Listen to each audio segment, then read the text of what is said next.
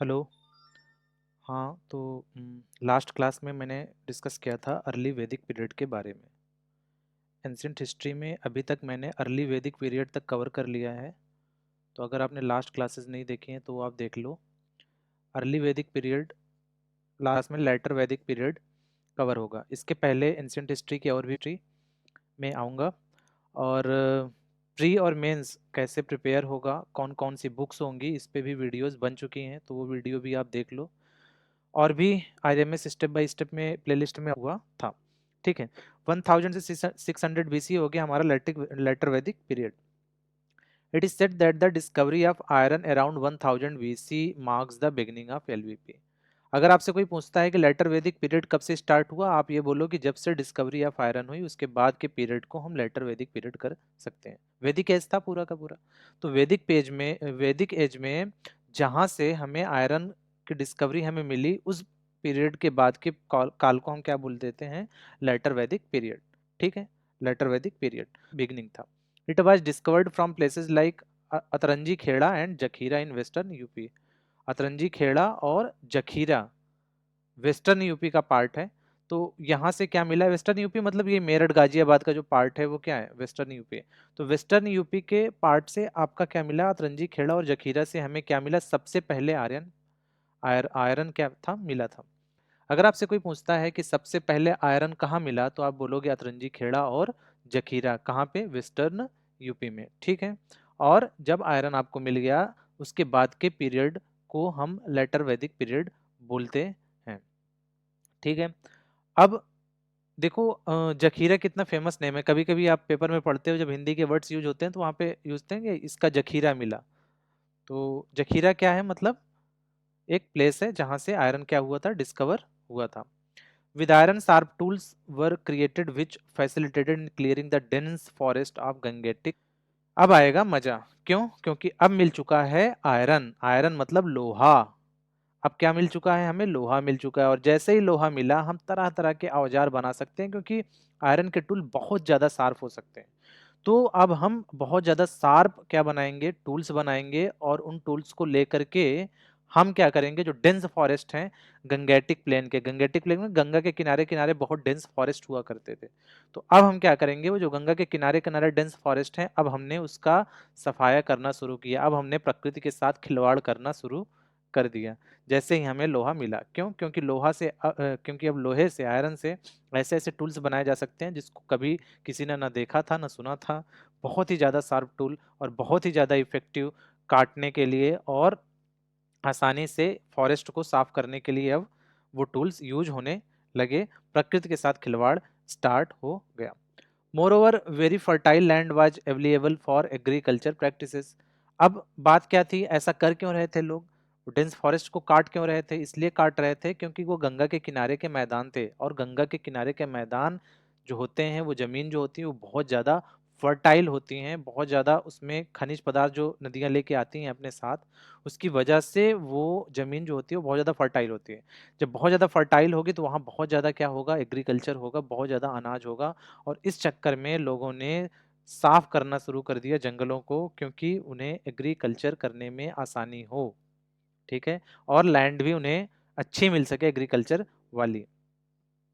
इसीलिए आप देखोगे कितने सारे जगहें हैं जो फेमस, वो सब क्या है? गंगा के किनारे बसे हुए हैं। कितने सारे फेमसनेस हैं गंगा के किनारे बसे हुए हैं। इसमें से प्रयागराज है, बनारस है, गंगा यमुना के किनारे कितने सारे हैं जो बसे हुए हैं। And watch with this Aryans further penetrated into the eastern part of the country and central India। Central India मतलब मध्य प्रदेश। मध्य प्रदेश। तो एमपी का जो एरिया था, जो यूपी का एरिया था, बिहार का एरिया था, इन सब में क्या किया? स्टार्ट कर दिया घुसना आर्यंस ने। अभी तक पहले मैंने क्या बताया था? पहली वीडियो में बताया था कि पंजाब, कश्मीर, हरियाणा, इन्हीं पार्ट में क्या थे, और पाकिस्तान के कुछ पार्ट जो थे उनमें ही क्या थे? आर्यंस मिलनी आए थे सबसे पहले। पर अब जैसे ही उन्हें क्या मिल गया? अब उन्हें आयरन मिल गया। अब उन्होंने गंगा के जो फॉरेस्ट थे, डेंस फॉरेस्ट थे, उनको काट काट करके वहां पर एग्रीकल्चर करना शुरू कर दिया। और इस तरह से eastern part of the country और सेंट्रल इंडिया में क्या कर गए? आर्यन घुस गए, प्रवेश कर गए। In the later Vedic text, there is mention of Ganga, Yamuna, but the river which was often mentioned was Gandak, Sada, Nira. जो लेटर वैदिक टेस्ट है, जो बाद में जो 3 वेद लिखे गए हैं उनमें क्या है, गंगा का और यमुना का दोनों का नाम क्या है आता है, इन दो नदियों का नाम आता है। बट एक नदी है जिसका नाम गंडक है, जिसको सदा नीरा नाम से बार बार पुकारा जाता है वैदिक टेस्ट में, तो बहुत बार इस नदी का नाम आता है जिसको सद नीरा बोलते हैं वैदिक टेस्ट में, जो कि एक्चुअल में गंडक नदी थी। नेक्स्ट देखते हैं, जब आर्यंस आ गए तो उन्होंने 4 पार्ट इस तरह से उन्होंने डिवाइड कर दिया पूरे के पूरे भारत को, जिसमें से उन्होंने नॉर्थ वेस्ट पार्ट को उन्होंने बोला कि ये क्या है, ब्रह्मावर्त है। ये क्या है, ब्रह्मावर्त है। नॉर्थ का जो पार्ट है वो क्या है, आर्यावर्त है। ईस्ट का पार्ट क्या है, पूर्व खंड है। सेंट्रल का पार्ट क्या है, मध्य देश है, जो कि अब मध्य प्रदेश भी बन गया है। तो नॉर्थ वेस्ट में क्या हो गया, ब्रह्मावर्त, आर्यावर्त, पूर्वखंड और मध्य देश, ये 4 तरह से उन्होंने पूरे भारत को डिवाइड किया, ये वो नाम बोलते थे। ठीक है, पॉलिटी देखते हैं। लेटर वैदिक पीरियड में पॉलिटी क्या थी, मैंने बताया था अर्ली वैदिक पीरियड में जो होता था राजन होता था, जो सारी लड़ाइयाँ वगैरह निर्धारित करता था कि किसके साथ लड़ाइयाँ करनी है। लड़ाइयाँ किस लिए होती थी, कैटल्स के लिए होती थी। तो the position of Rajan became much more important at this point of time, और ये जो राजन था अभी ये और ज़्यादा पावरफुल हो गया और ज़्यादा इम्पोर्टेंट हो गया लेटर वैदिक पीरियड में। The early political assembly of विधाता डिसअपीयर्ड कंप्लीटली। पहले भी हमें नहीं पता था कि विधाता बनी क्यों थी, क्या काम करती थी, पर अर्ली वैदिक पीरियड में थी थी तो। पर लेटर वैदिक पीरियड में विधाता गायब भी हो गए, हमें इसका एग्जैक्ट नहीं पता कि क्या करती थी, शायद रिलीजियस कामों को करती थी, पर अभी विधाता पूरी तरह से क्या हो गई, खत्म हो गई। अब बची कौन कौन सी, एक सभा बची और एक कौन सी बची, समिति बची। समिति में पहले से ही महिलाएं नहीं थी, सभा में सिर्फ महिलाएं थी, और अभी देखो और बुरा होने वाला है विमेंस के साथ, महिलाओं के साथ। सभा एंड समिति लास्ट दियर फॉर्मर रिलेवेंस। सभा और समिति ही दो बची थी, पर अभी वो जो पहले जो जो उनका रिलेवेंस था वो क्या हो गया, खत्म हो गया, उनका वर्चस्व खत्म हो गया। और इससे भी बड़ी बात, women were evicted from the assembly of sabha. सभा एकमात्र जगह थी जहां पर महिलाएं अभी क्या थी, इन्वॉल्व थी सभा में, और सभा से भी उनकी क्या कर दी, छुट्टी कर दी इन लोगों ने। तो एक तरह से क्या हुआ, ये डिग्रेड हुआ है या अपग्रेड हुआ है, आप बताओ। At this time, priestly class assumed a very important role of aiding and advising राजन। अब आएगा नया युग जहां पर राजन प्लस प्रिस्टली क्लास क्या करने वाले हैं, सब कुछ, प्रिस्टली क्लास सब कुछ क्या करने वाले हैं, गवर्न करने वाले हैं। राजन बोलेगा प्रिस्टली क्लास से, भाई साहब हमें राजा बना दो। प्रिस्टली क्लास बोलेगा ठीक है हम बना देते हैं, आप मेरा सम्मान करो, हम आपको राजा भी बना देते हैं, हम आपसे यज्ञ भी करवा लेते हैं, हम आपसे अश्वमेध भी करवा लेते हैं, हम आपको सब कुछ घोषित कर देते हैं जो जो आप बोलोगे, और आप हमारा क्या लीजिए, ठप्पा लीजिए। किसका, प्रिस्टली क्लास को। जो ब्राह्मण थे उस समय के ब्राह्मण, जो पूजा पाठ हवन यज्ञ जिनका प्रभाव रहता था, जो धर्म के कार्यों में लगे रहते थे, उन्होंने ठप्पा मारा राजा पे, और राजा को क्या कर दिया, वहां पे प्रतिष्ठित किया। तो राजा ने क्या किया, प्रिस्टली क्लास को अपने साथ लिया और वो राज करने लगे।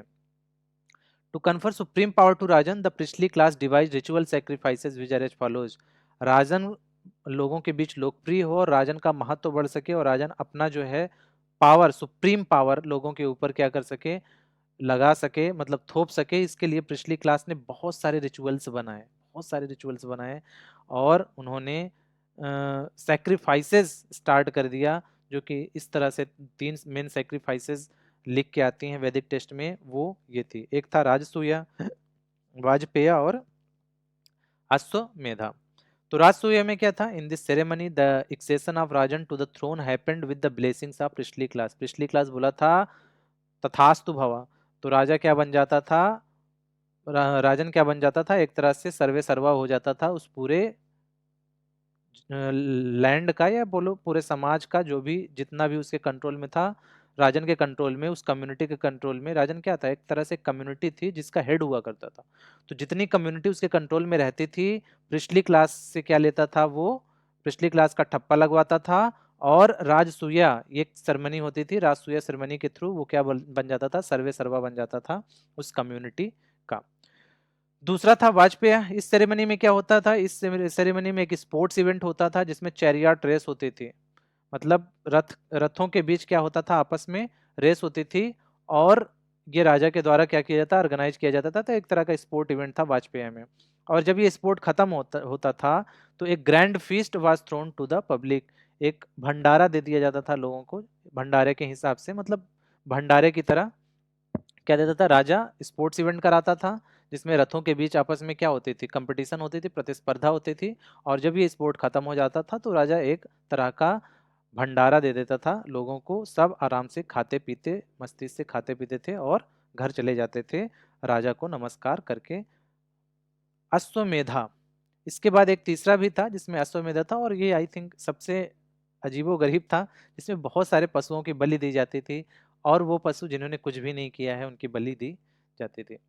This ritual sacrifice was associated with territory expansion in which a bruised horse let loose with the flag of a kingdom to run into territory of other kingdoms। अश्वमेध में क्या होता था, अश्वमेध में क्या था, टेरिटरी एक्सपेंशन का खेल चलता था। जब एक राजा अपने जितना लैंड है उससे संतुष्ट नहीं होता था, उसको और ज्यादा लैंड चाहिए होता था, वो क्या करता था, अश्वमेध यज्ञ करता था। जब एक राजा को बहुत सारे राजाओं की लैंड जीतनी होती थी या राजाओं को अपने अधीन करना होता था तो वो अश्वमेध यज्ञ करते थे। और इस अश्वमेध यज्ञ में क्या होता था, इस अश्वमेध यज्ञ में एक ब्रूज्ड हॉर्स, एक घायल घोड़ा, एक घोड़ा था, उसको क्या करते थे, घायल करते थे। घायल करने के बाद जब घोड़े को घायल करते थे तो वो बहुत तेजी से क्या था, छटपटाता था और भागना स्टार्ट कर देता था। तो घायल करके उसको छोड़ देते थे तो वो भागने लगता था। और घोड़े में क्या लगा रखा था उन्होंने, फ्लैग लगा देते थे अपने किंगडम का, हर किंगडम का एक फ्लैग होता था और उस घोड़े के ऊपर वो उस फ्लैग को लगा देते थे और उस घोड़े को घायल करके छोड़ते थे तो घोड़ा भागता था। ठीक है, जब घोड़ा भाग रहा है into territory of other kingdom, दूसरे जो किंगडम हुआ करते थे वहां पे घोड़ा जाता था और लोगों को पता चलता था भाई ये इस ये जो झंडा है ये इस किसी राजा का है, और राजा ने अश्वमेध यज्ञ किया है, वहां पे अश्वमेध यज्ञ का चिन्ह भी होता था। तो उसने अश्वमेध यज्ञ किया है, तो अगर आप चाहते हो अपने आप को अधीन करना तो आप उस घोड़े को नहीं पकड़ो, और अगर आप चाहते हो कि नहीं मैं स्वतंत्र हूं तो आप उस घोड़े को पकड़ के बांध लो। और फिर जिन्होंने अश्वमेध यज्ञ किया है और जिन्होंने उस घोड़े को पकड़ा है उन दोनों के बीच आपस में फाइट होगा। और ये चीज आप आसानी से देख सकते हो जब भगवान राम ने अश्वमेध यज्ञ किया था और लौकुश ने क्या किया था, उस घोड़े को पकड़ लिया था। क्यों? क्योंकि वो अपनी टेरिटरी को स्वतंत्र घोषित करते थे। फिर क्या हुआ था, राम की सेना में और लौकुश की सेना से क्या हुई थी, लड़ाई हुई थी, क्योंकि लोगों को नहीं पता था कि लौकुश जो है वो राम के ही पुत्र हैं, तो ये नहीं पता था। तो उस तरह से जब अश्वमेध किया था तो लौकुश ने पकड़ा था, तो वो पूरी की पूरी कहानी अश्वमेध की वहां से आप देख सकते हो, वो अश्वमेध ही था। ठीक है। If the ruler of other kingdom captures the if the ruler of other kingdom captures the horse then a fight is ensued and whoever victorious will control the entire territory। जिसने घोड़ा पकड़ा है और जिसने घोड़ा छोड़ा है, जिसने अश्वमेध किया है, तो उन दोनों के बीच आपस में लड़ाई होती थी और उसमें जो भी जीतता था वो पूरा का पूरा टेरिटरी अपने अंडर ले लेता था। But if the other ruler does not capture the horse, लेकिन अगर आपने घोड़े को नहीं पकड़ा, इसका मतलब है कि आपने एक्सेप्ट कर लिया है सुपरमेसी को, किसके, जिसने अश्वमेध यज्ञ किया है। On the last day of the ceremony, जब ये सेरेमनी हो जाती थी अश्वमेध की, a horse was brought back to the kingdom, घोड़े को फिर से किंगडम में, अपने राज्य में लेके आया जाता था। एंड इट वाज सैक्रिफाइस्ड, कितना गलत है ना। फिर उस घोड़े को क्या किया जाता था, मार दिया जाता था। उस घोड़े को, वो जो अश्वमेध यज्ञ का घोड़ा था उसको वापस लेके आते थे और उस घोड़े को क्या कर देते थे ये लोग, मार देते थे। क्या किया जाता था, घोड़े को लेके आया जाता था, सिर्फ घोड़े को नहीं मारते थे, वो 21 स्टरलाइज काउज, वो गाय जो बच्चे पैदा करने में असमर्थ हैं, इस तरह की 21 गायों को, और 200 बुल्स और 200 साढ़ बोलते हैं बुल्स को, इन सबको मिलाकर के इकट्ठे एक साथ क्या कर दिया जाता था, सेक्रीफाइस कर दिया जाता था, मार दिया जाता था।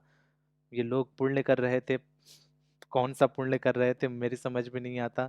200 बुल्स, 21 गायें और एक घोड़ा जो उन्होंने वापस वो अश्वमेध का था, सब को एक साथ मार देते थे और ये बड़ा पुण्य का काम होता था।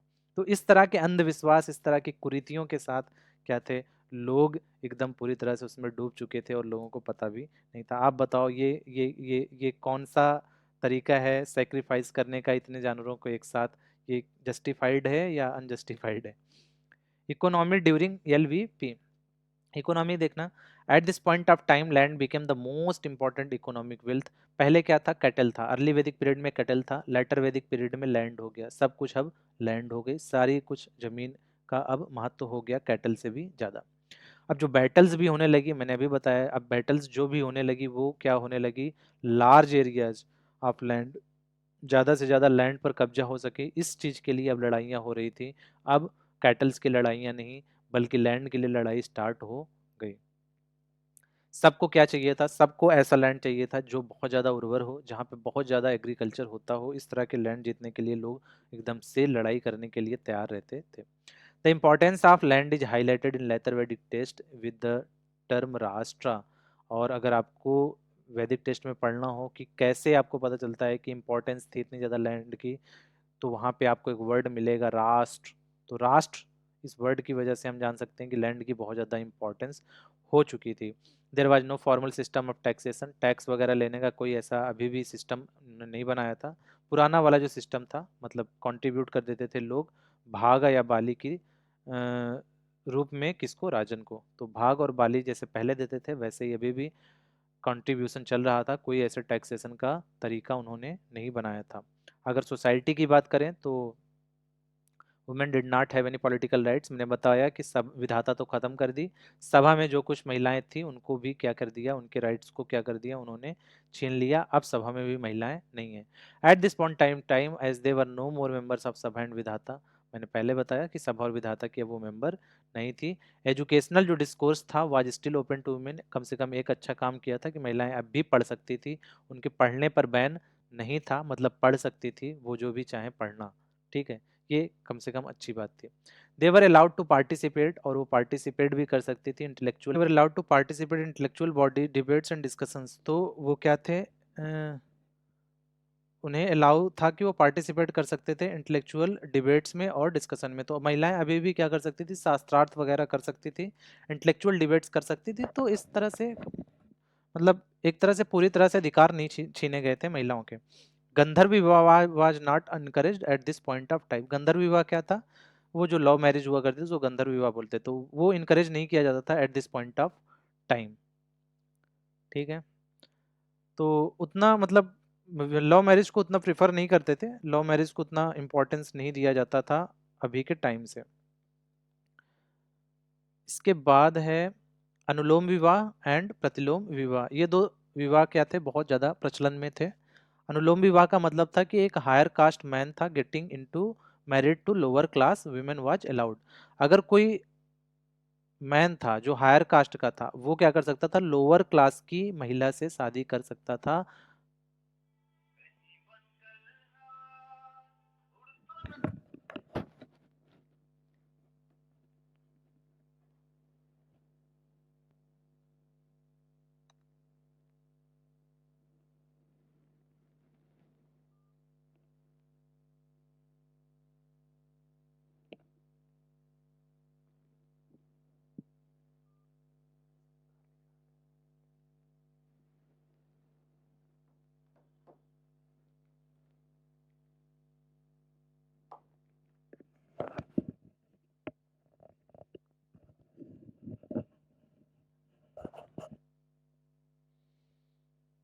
इस समय दो तरह के विवाह बहुत ज्यादा प्रचलित थे, एक अनुलोम विवाह और एक प्रतिलोम विवाह। अनुलोम विवाह में क्या था कि higher caste man getting married to lower class women was allowed, एक हायर कास्ट का जो मैन था वो लोअर क्लास की महिला से विवाह कर सकता था। मतलब पुरुष अगर हायर कास्ट का है, पुरुष हायर कास्ट का है तो अलाउड था कि वो महिला जो लोअर कास्ट की है उससे क्या कर सकता है, शादी कर सकता है। तो हायर कास्ट का पुरुष लोअर कास्ट की महिला से शादी कर सकता है, जिसको अनुलोम विवाह बोलते थे, वो अलाउड था। बट एक हायर कास्ट की महिला नहीं कर सकते थे शादी लोअर कास्ट के पुरुष से, उल्टा अलाउड नहीं था, प्रतिलोम विवाह नहीं अलाउड था। कि लोअर कास्ट की महिला हायर कास्ट कास्ट के पुरुष से शादी करे। तो एक तरह से यहाँ पे भी क्या महिलाओं के अधिकार का क्या है, हनन है। पुरुष का समाज है, पुरुषों का समाज है, ऐसा दिखाई पड़ता है। यहाँ से भी अगर आप देखो, क्यों? क्योंकि अनुलोम विवाह जो था वो अलाउड था, बट प्रतिलोम विवाह नहीं हो सकता था। There were instances of anuloma and pratiloma marriages, ठीक है, ये शादियां होती थी अनुलोम और प्रतिलोम, मैंने बताया, जिसमें से अनुलोम विवाह को मान्यता थी, मतलब इसको आसानी से अलाउ हो जाता था, बट प्रतिलोम विवाह क्या था, इनकरेज नहीं किया जाता था, अलाउड नहीं था। In LVP also no instances of child marriage has come to light, child marriage नहीं होती थी लेटर वैदिक पीरियड में, और अर्ली वैदिक पीरियड में भी चाइल्ड मैरिज नहीं हुआ करते थे। विडो रीमैरिज कॉन्टिन्यूड अंडर नियोग विवाह, विडो रीमैरिज सेम ही था जैसा अर्ली वैदिक पीरियड में था, रीमैरिज हो सकती थी और नियोग विवाह बोलते थे। In the 10th mandala of Rigveda under Purusha Sukta it was mention to divide the society into 4 varnas on the basis of birth. ये लेटर वैदिक काल था जहां पर ये सारे जो बंटवारे हुए ना कि आप क्या हो गए, सोसाइटी जो बटी 4 वर्ण में बटी, और जो 4 आश्रम बने, वो सब क्या बने, वो सब इसी काल में बने। ठीक है, तो जो 10th मंडल है ना ऋग्वेद का, वो लिखा गया था लेटर वैदिक काल में। 10th मंडल जो था वो क्या था, लेटर वैदिक काल में लिखा गया था। जो 10th मंडल था ऋग्वेद का अंडर पुरुष सूक्त, वहां पे ये चीज क्या है, मेंशन है। अगर आपसे कोई पूछता है कि ऋग्वेद के किस मंडल में 4 वर्ण जो है ये क्या है मेंशन किए गए हैं, तो आप बोलोगे 10th मंडल। कौन सा मंडल है, 10वां 10th मंडल। ठीक है, जिसमें 4 वर्ण बताए गए, और ये 4 वर्ण कौन कौन से थे, ब्राह्मण, क्षत्रिय, वैश्य और शूद्र। ब्राह्मण कौन होते हैं, जो इमर्ज होते हैं फ्रॉम द माउथ ऑफ आदि ब्रह्मा। अगर ये आदि ब्रह्मा हैं, अगर ये आदि ब्रह्मा हैं, तो आदि ब्रह्मा, अगर ये आदि ब्रह्मा हैं, तो आदि ब्रह्मा के जो माउथ से हो रहे हैं वो क्या हो रहे हैं, वो माउथ से जो हो रहे हैं वो क्या है, ब्राह्मण है। और शोल्डर से, आदि ब्रह्मा के शोल्डर्स से जो इमर्ज हो रहे हैं वो क्या है, क्षत्रिय है। ये क्या है, शोल्डर है, शोल्डर से क्या हो रहे हैं, क्षत्रिय हो रहे हैं। ये क्या है, ये ब्राह्मण है। वैश्य जो है वो थाई जंघा से हो रहे हैं, ये जंघा से जो अ, जो आ रहे हैं वो कौन है, वो वैश्य हैं। और जो फुट है, जो पैर हैं, पैर से जो आ रहे हैं वो क्या है, वो शूद्र हैं। Emerge from the feet of आदि ब्रह्मा, प्राई मेवल मैन भी इसको बोलते थे, आदि ब्रह्मा। ठीक है, आदि ब्रह्मा जिसको ब्रह्म ब्रह्म बोलते हो, वही आदि ब्रह्मा। तो ये क्या थे, फीट ऑफ आदि ब्रह्मा जो थे वो शूद्र थे। तो इस तरह से 4 वर्ण में सोसाइटी बांट दी गई, और जिस कास्ट का या जिस वर्ण का इंसान जो था, वो बाद में क्या हुआ, ऐसा हुआ कि जिस वर्ण का इंसान है वो उसी वर्ण में हमेशा हमेशा के लिए क्या रहेगा, रहेगा, किसी दूसरे वर्ण में स्विच नहीं कर सकता, जबकि ऐसा नहीं होना चाहिए था। वर्ण व्यवस्था तभी अच्छी है जब एक वर्ण का इंसान दूसरे वर्ण में जा सकता है और अपने कर्मों के बेसिस पे। गोत्रा which means lineage from a common ancestor was further consolidated at this point of time।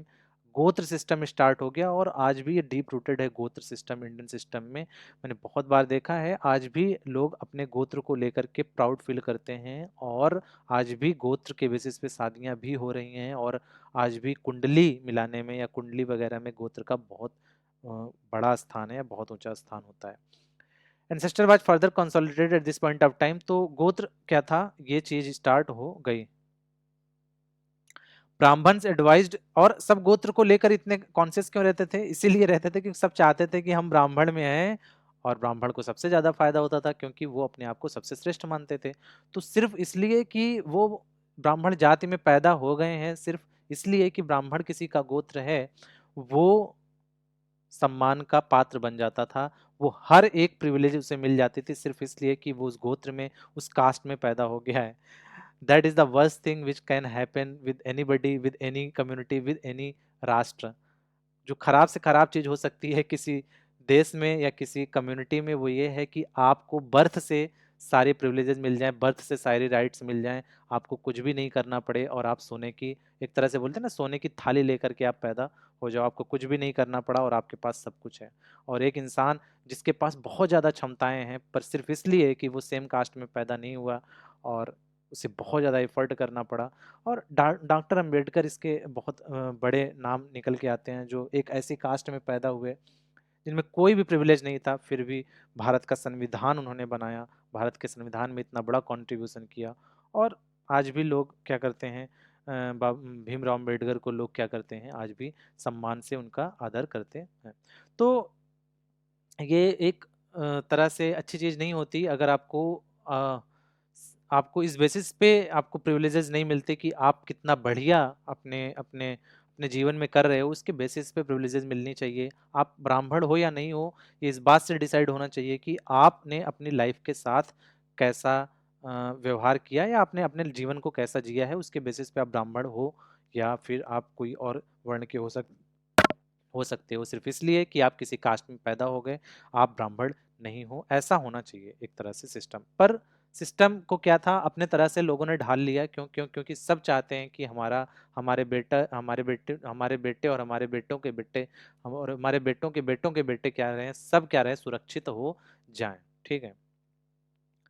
गोत्र in the matters of matrimonial alliance, और मैंने बताया ना, ब्राह्मण एडवाइज्ड एक्सोगमी गोत्रा in the matters of matrimonial. जब उन्होंने गोत्र बना दिया तो अब क्या किया, सारा खेल उसी से गोत्र से कनेक्ट कर दिया कि भाई साहब, ये वाले गोत्र वाले और ये कास्ट वाले, ये सब के सब ऊंची कास्ट के हैं और हम नीची कास्ट से शादी नहीं करेंगे, हम अपनी गोत्र में शादी करेंगे, हम अपनी कास्ट में शादी करेंगे। तो एक तरह से हमारा पूरा का पूरा कम्युनिटी हमेशा अपर क्लास में ही रहेगा, और लोअर क्लास वाले अपना देख लें क्या करना है उनको। ठीक है। तो मैट्रिमोनियल अलायंस भी क्या होने लगे, गोत्र के बेसिस पे होने लगे। Brahmins also consolidated the concept of 16 संस्कारा। Brahmins also consolidated the concept of 16 संस्कारा, जिसमें एक उपनयन संस्कार था, जो सैक्रेड थ्रेड सेरेमनी हुआ करती थी, उपनयन संस्कार। तो 16 संस्कार हुआ करते थे।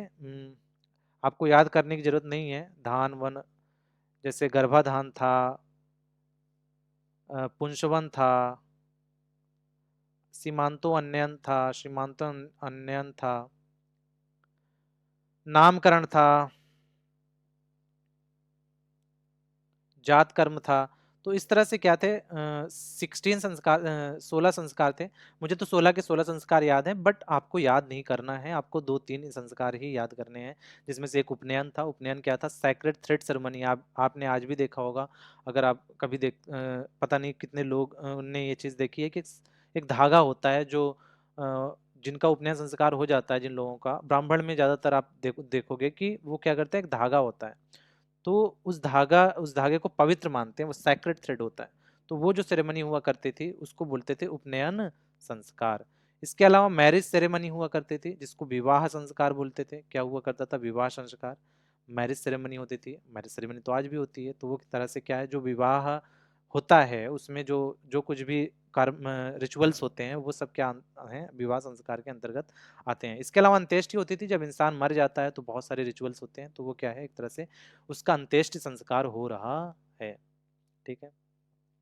इसके अलावा 3 स्टेजेस भी आश्रम की इस सिस्टम की इसी समय में आ गई, इस पॉइंट ऑफ टाइम पे। इसमें ब्रह्मचर्य था। ब्रह्मचर्य क्या मतलब है, सेलिबेसी पीरियड, जो स्टडी पीरियड होता है, सेलिबेसी पीरियड जो होता है वो क्या बोलते हैं, ब्रह्मचर्य। गृहस्थ, ये सब तो सबको पता है, इसमें क्या बताना है। गृहस्थ क्या है, married life and it's responsibility, जब आप शादी कर लेते हो और अपनी रिस्पॉन्सिबिलिटी, शादी की रिस्पॉन्सिबिलिटी को पूरा करते हो, गृहस्थ की तरह आप जीवन व्यतीत करते हो। पार्शियल जब रिटायरमेंट ले लेते हो from household life to attend wisdom, तो उसको वानप्रस्थ होता है। जब आप थोड़ा थोड़ा सा आपने क्या किया है, ये जो माया है, दुनिया है, घर है, इनसे क्या लेते हो, पार्शियल रिटायरमेंट ले लेते हो, तो वानप्रस्थ। और जब फुल रिटायरमेंट ले लेते हो तो क्या हो जाता है, संन्यास। तो संन्यास जो था इस समय नहीं था, संन्यास बाद में आया, जिसमें complete retirement from household life to attain enlightenment, ये कॉन्सेप्ट आया। और इस कॉन्सेप्ट को लाने में सबसे ज्यादा योगदान था कौन सा, बुद्धा और महावीरा का जब टाइम था। तो उसी समय क्या हुआ, उसी समय संन्यास की अवधारणा भी आ गई, किसमें, हमारे हिंदू वैदिक सनातन धर्म में, वैदिक परंपरा में, जिसको सनातन परंपरा भी बोलते हैं। तो वैदिक परंपरा में एक तरह से क्या आ गया, आपका संन्यास भी ऐड हो गया, जिसमें कंप्लीट रिटायरमेंट की बात होती थी, और बुद्धा और महावीरा के टाइम पे ये चीज हुई थी। ठीक है। देन है रिलीजियस प्रैक्टिसेस ड्यूरिंग ईवीपी, जो अर्ली वैदिक पीरियड, जो लेटर वैदिक पीरियड था, जो लेटर वैदिक पीरियड था उसमें क्या था, रिलीजियस प्रैक्टिसेस की बात करते हैं। जो अर्ली वैदिक गॉड्स थे, जैसे कि इंद्र, अग्नि, वरुण, इन लोगों ने क्या किया, अपना जो पहला इंपॉर्टेंस था पहले का, वो क्या था, खत्म हो गया।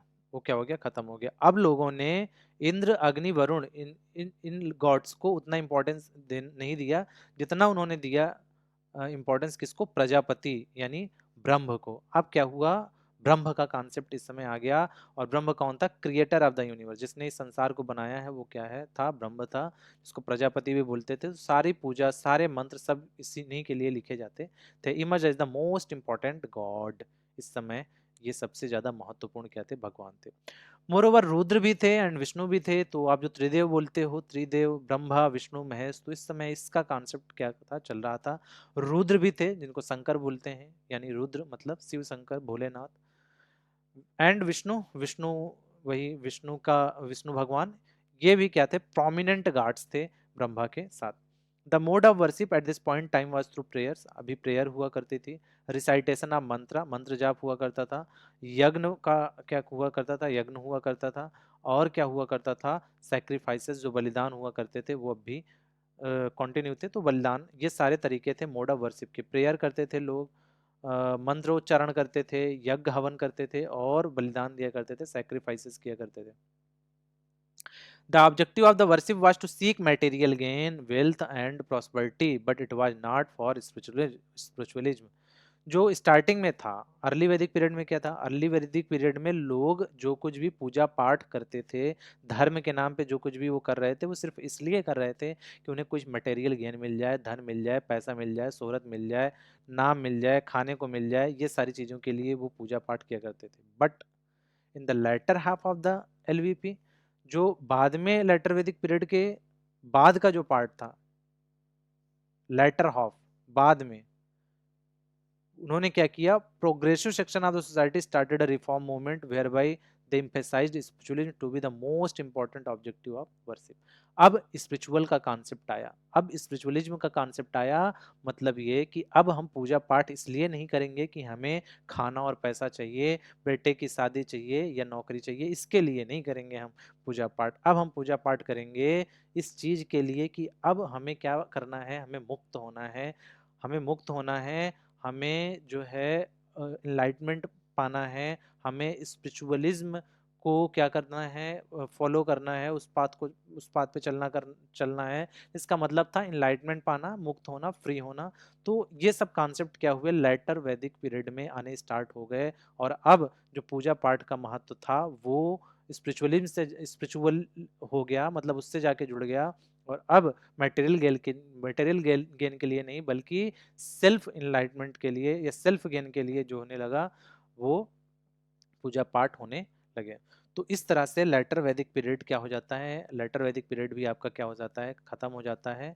और ये बहुत छोटा पार्ट था। तो अर्ली वैदिक पीरियड से आप क्या कर लो, अर्ली वैदिक पीरियड और को आप पढ़ो और उससे रिलेट करके लेटर वैदिक पीरियड को भी आप इजीली समझ सकते हो। तो इसके पहले वाला वीडियो अर्ली वैदिक पीरियड का था, उसे आप देखो और उससे क्या करो, आप लेटर वैदिक पीरियड को क्या कर लो, रिलेट कर सकते हो। अच्छा, ये पीडीएफ भी आपको मिल जाएगी शुभम@ऑफिशियल, ये टेलीग्राम का एक चैनल है शुभम@ऑफिशियल। डिस्क्रिप्शन में भी इसकी लिंक है, आप वहाँ से भी क्या कर सकते हो, टेलीग्राम पे इस चैनल को टाइप करो, आपको ये चैनल मिलेगा, वहाँ पे पीडीएफ है, आप उसको डाउनलोड कर लो। अगर आप इसको लिख नहीं रहे हो तो ये आपके लिए हमेशा के लिए काम की हो जाएगी, और अगर आप लिख रहे हो तो कोई बात नहीं। ठीक है, तो इस तरह से वैदिक एज क्या हो गया, हमारा फिनिश हो गया। अब वैदिक एज फिनिश होने के बाद हम जल्दी से स्टार्ट करेंगे मौर्यन एम्पायर, मौर्य पीरियड। कौन थे मौर्य और क्यों इतना फेमस है मौर्यन एम्पायर, और अशोक पूरी हिस्ट्री में द ग्रेट अशोका, द महान अशोका के नाम से क्यों जाना जाता है, अशोक को ग्रेट क्यों माना जाता है, और आज भी अशोक ने जो काम किए हैं वो आज भी बहुत ज़्यादा महत्व क्यों रखते हैं, ये बात करूंगा। और सबसे पहली डायनेस्टी जिसका जिसका राज जो था वो बहुत दूर तक, मतलब अगर बोल दें कि आज भी जितना बड़ा इंडिया था उतना बड़ा इंडिया कभी था ही नहीं, मतलब पूरी हिस्ट्री में उतना बड़ा इंडिया नहीं था जितना बड़ा इंडिया अशोक ने क्रिएट किया था। तो अशोक ने ये कैसे क्रिएट किया, कैसे अशोक ने इतना बड़ा साम्राज्य बनाया, और जहाँ कहाँ से कॉन्सेप्ट आया कंप्लीट इंडिया का, तो वो सारी चीज़ें डिस्कस करेंगे। और अशोक को चंड अशोक क्यों बोलते थे ये भी डिस्कस करेंगे। कहाँ कैसे कैसे कैसे जो है एक इंसान जो लाखों लाखों हत्याएं करता था, अचानक से एक ऐसे पाथ पे आ गया जहाँ पर उसने बुद्धिज्म को अपना करके ज्ञान का संदेश प्रारंभ कर दिया।